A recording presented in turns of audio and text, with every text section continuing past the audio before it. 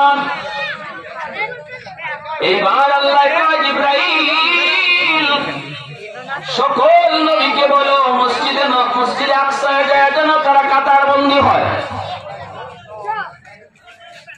সামনের কাতারে জলিলুল কদর পয়গম্বর আদম নবী থেকে নিয়ে নূহ নবী থেকে নিয়ে ইব্রাহিম খলিল থেকে নিয়ে লক্ষ পয়গম্বরগণের ভিতরে যারা জলিলুল কদর পয়গম্বর তারা সামনের কাতারে বন্দী হয়ে তারা লাইনে দাঁড়িয়ে গেলেন। জিবরাইল আমিন তিনিও সামনের কাতারে, আমার আপনার নবীও সামনের কাতারে। ওই অবস্থায় আল্লাহ কয় জিবরাইল ইকামত দেওয়া শুরু করো। জিবরাইল কয় আল্লাহ ইকামত তো দিব, কিন্তু ইমাম কই? ইমাম কেডা?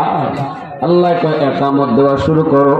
জিবরাইল তো ইকামত শেষ করে দিলেন। এইবার নবী জিজ্ঞেস করে দেয় জিবরাইল ইকামত তো তুমি শেষ করে দিয়েছো, কিন্তু ইমাম কই? ইমাম কেডা হইব?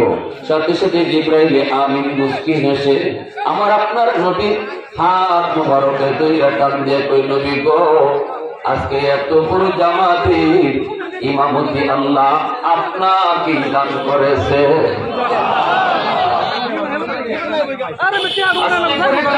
নবীকে ইমামের জায়গায় দাঁড় করায় দিলেন। নবীজি ইমাম, সকল নবী নবীর পিছনে মুক্তাদি। আল্লাহু আকবার জোরে কর। সব নবী নবীর পিছনে মুক্তাদি আর নবী করেন মুক্তাদা। আল্লাহু আকবার। মুক্তাদা মানে